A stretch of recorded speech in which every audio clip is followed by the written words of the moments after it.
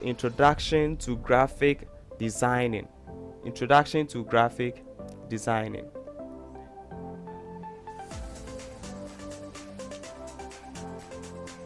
So, what is graphic design? Actually, graphic design is the art of visual communication. How you are able to put art, into one particular canvas and tell what a story, communicate a message. That is how it is. So we have art and we have graphic design. Art, in art you leave the viewer to what, figure out the meaning of what you've done. But in graphic design, you should be able to tell the viewer, this is what you are talking about, and this is what we want you to do. That is graphic design. But in art, that one you leave it for the viewer to see, to imagine what you are trying to say. So in today's presentation, we are going to be dealing with design elements and principles in the graphic design. Principles in graphic design. We'll be doing design elements and principles in graphic design. So when you say design elements, what are design elements? Design elements are the basic building blocks of any piece of art, and it can be thought of as the ingredients used in your visual presentation. Any design you do, like in science, they'll tell you that it is what? Atoms. The small things that come together to form the whole design. That is what we are talking about. And in this case, whether well done or not, all pieces of visual art will contain most, if not all, of these elements of design. But some sources may differ on their exact list of elements and definitions. But this, what we are doing today, is going to help you get started. What you are doing today is going to help you get started. So first of all, in the design elements, you need to learn what we call line. Just that continuous mark made on a surface or the edge created when 2 points meet. So a line, like we have on the far right, that is a line. We have a line. Now, we have a line as a design element. Now we also have shape. So shape refers to a two-dimensional element with area on a plane. Like we have on our far right, we have the square, the circle, and then irregular shapes. So that is it. We have shape, which is the 2 dimension. But when it comes to 3 dimension, when it is 3-dimensional, then it is form. When it is 3-dimensional, then it is form. So a form refers to a 3-dimensional element with volume in space. It refers to a 3-dimensional element with volume in space. Now we also have color as a design element that we need to learn. So color, it is the visible spectrum of radiation reflected from an object. Color is also sometimes referred to as hue. In the graphic design industry, we can call it hue. So color, I believe you all know what I'm talking about. You know color, you know shape, you know line. So these are not anything new. We know color. So what we have on our far right, those are colors. Now when you come to the value, I don't know whether you can see it very well, but I think you can rotate your phone, view it with full screen on your phone so that you can see it very clear. You can see everything big and bold. Thank you. So with value, we have value. Value refers to how light or dark an object, area, or element is, independent of its color. So value is also sometimes referred to as tone. That is what we'll be saying. Tone. Color tone. So that is what we call value.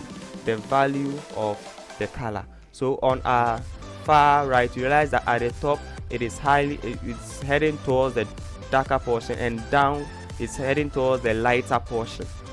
That is how a value is. When we talk about value in graphic design, this is what we mean. is a design element. Now we also have another design element called texture. Texture, so it's the surface quality of a shape, or how it appears to feel, how you want the thing to feel, whether rough, smooth, spiky, soft, hard, and glossy.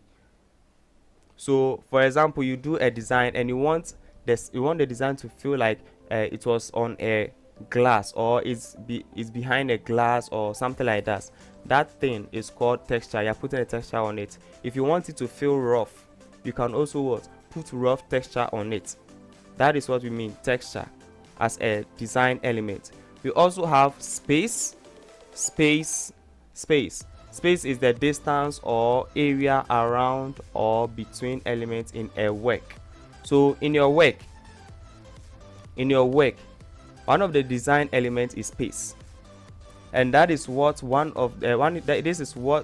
thing that most designers don't know, that another element of design is called space. So they do design and they don't leave any space. They just play around with their space. They don't care.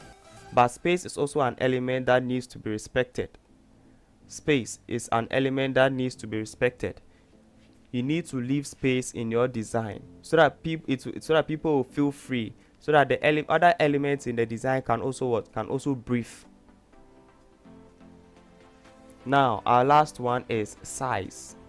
So the size, we all know, refers to the relationship of the area occupied by one shape to that of another.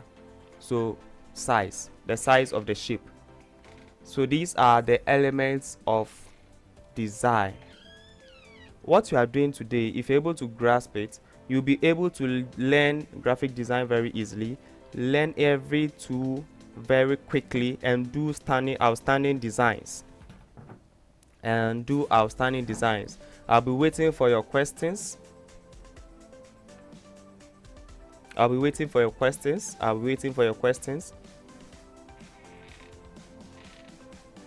So like I was saying, design elements are the basic building blocks. They are the basic building blocks of any piece of art, and they can be thought of as the ingredients used in your visual presentation. And first of all, we have line, the mark or the continuous mark joining 2 points. We have shape, which refers to two-dimensional elements with area on a plane. We have three-dimensional elements with volume in space. We also have color. We also have value. So the first question we have is, please, what of hierarchy? Hierarchy is not a design element. Hierarchy is one of the design principles.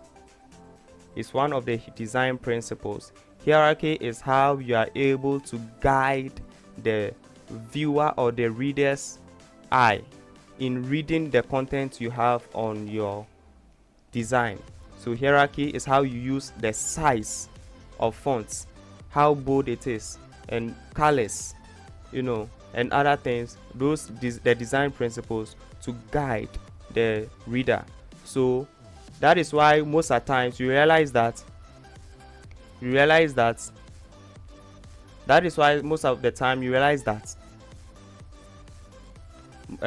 headings are bold and the bodies are very light, relaxed, and small, so that whenever you pick the sheet or you pick the design, you read the heading first. That is why the heading is big and bold.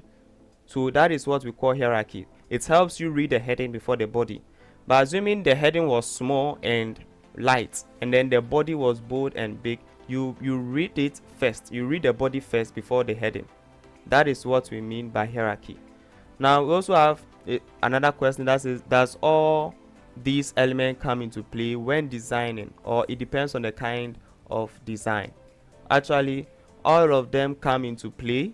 When designing, but depending on the design, when you are able to, it depends on the design. So does all these elements come into play when designing, or it depends on the kind of design? Yes, it depends on the kind of design you are doing.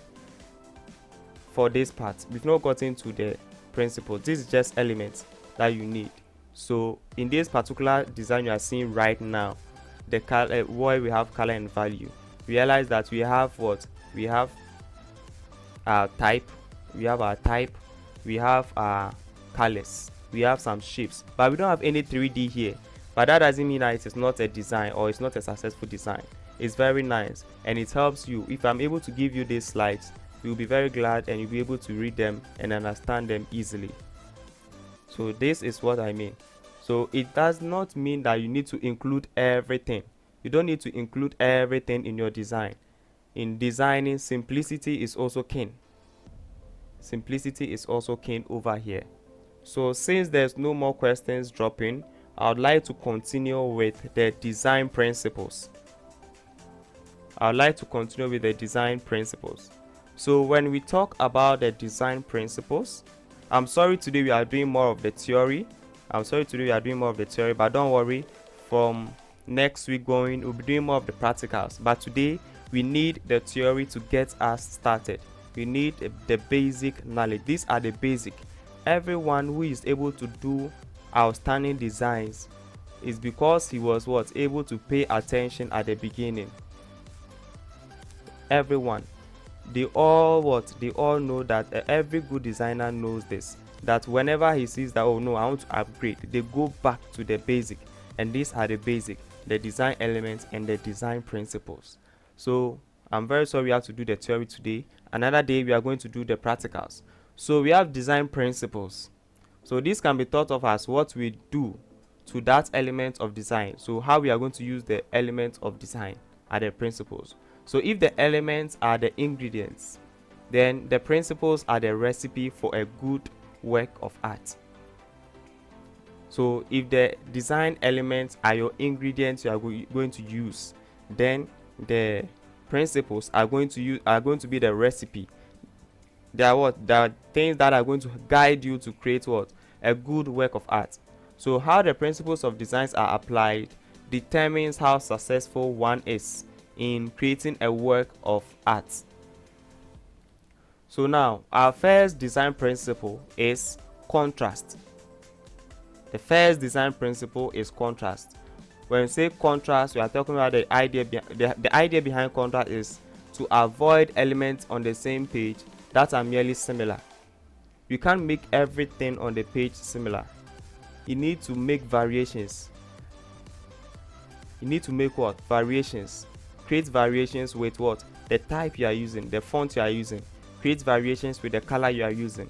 Create variation with the size of the text, the shapes, the line thickness, the shape, the space, the elements. Use the same element to create the variations.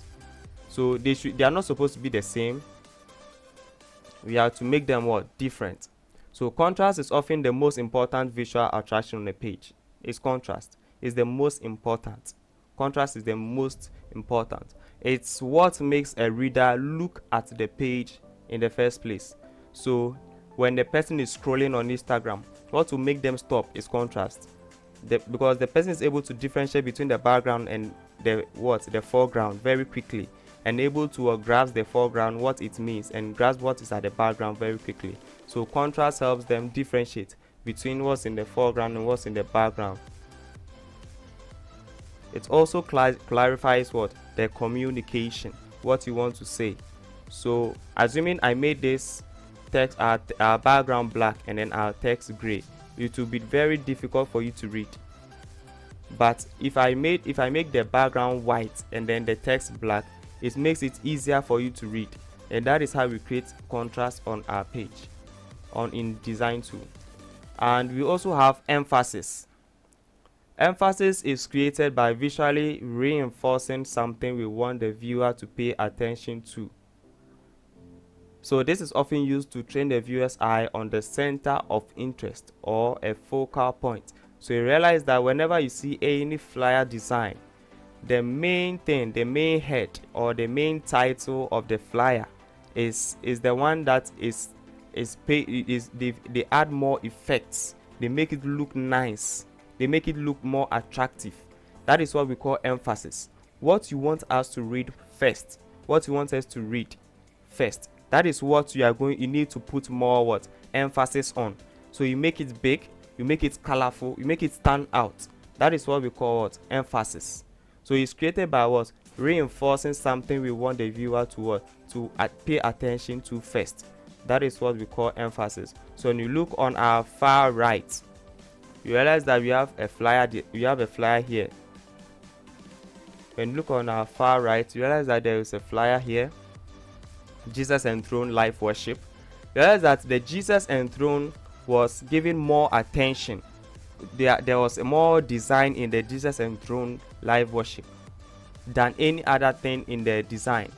This is because we want the person viewing to look at first the Jesus enthroned live worship, so that when the person is interested in anything regards to Jesus, the person will look at it and pay attention to the other informations. We dare not put emphasis on any other thing but on what we want the viewer to pay attention to first. That is emphasis. Design principle. Emphasis. So you pay attention, you put more put more effort into what you want the reader to read first or pay attention to.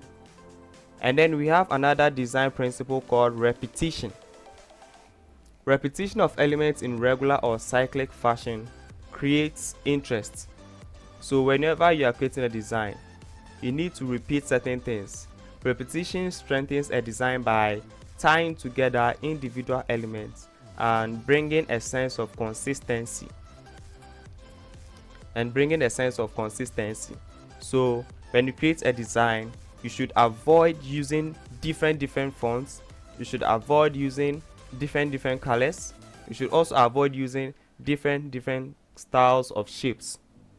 So if you are using circles, use circles. If you are using rectangles, use rectangles. If you are using same colors, 2 colors, 3 colors, good. If you're also using fonts, make sure that you are using the same style of fonts, but not more than 3 different kinds of fonts, depending on the style of design you are doing. We have Swiss style, yes, but you need to stay simple so that you can do what outstanding designs. This is also a design principle. And we also have alignment. We also have another design principle called alignment. So design principle called alignment. It is very essential. Every nice design you see, just try to look at it. You realize that there's something aligned in it. That alignment creates some beauty in the design, and it creates some simplicity, makes reading easier for you, and makes the design also nice. So nothing should be placed on the page arbitrarily. So you can't put anything there and not care about the position. You should care about the position of your design elements. You just don't put anything anywhere just like that. You get me? You don't put anything anywhere just like that. So every element should have some visual connection with another element on the page. Every element should have some visual connection with another element on the page. This creates a clean and sophisticated look. So when you look at the flyer on my right, you realize that there is this line I've used to indicate how aligned they are. I didn't move anything, I didn't push them anyhow. I placed this line there and I did the design, and after that I took that line away. That is what I'm showing you, so that you realize that whenever you are doing a design, you need to make sure that your design elements are aligned. No alignment, your design will be unsuccessful. You need to pay attention to the alignment of your design. And I'm saying, if you have any question or if I'm rushing, you can prompt me in the chat. Leave anything in the chat for me. So we continue. We have another design principle called proximity. So proximity is like bringing things that look alike together. So items relating to each other should be grouped close together. You group them close together. So this helps create or this helps organize information. One, it also reduces clutter and also gives the reader a clear structure. So if you look at the same design I did, realize that all the logos are at one side. I did not put one logo at the top, one at the down, one on the left side. All of them are at one side, the top side. And you realize that all my images too are where? At one side. And realize that the title too is what? At one side. And after that, I brought all the contact informations and the CTAs. So when I say CTAs, I'm talking about call to action. In every design, there's a call to action, except art. But in graphic design, there's a call to action. So call to action means what you want the reader or the viewer to do after watching your design. What do you want them to do? If you miss that, your design is not going to function. It is going to be nice, yes, but it will not function. If you want someone to buy your product and you do a flyer and you don't put your CTAs that says that maybe order now or buy here or buy there, order now, buy here or buy there, if you have nothing like that, then the viewer will just review what you have on the design. Yes, they will admire your design and say, oh wow, it's nice, but since there's nothing that tells them that you are selling your product, they will leave and not do anything. So you bring all your all those things, we call them CTAs. So you bring your CTAs and then your contact info one side, because over here the CTA here is that you reconnect and create new memories, and then you can what also follow us, and we are looking forward to what meet you at what venue, this venue, at what time, this time, at what date, this date. We cannot put the date at the top, can we put the time at the down, the venue on the left side, and then the contact info at the bottom left part? No.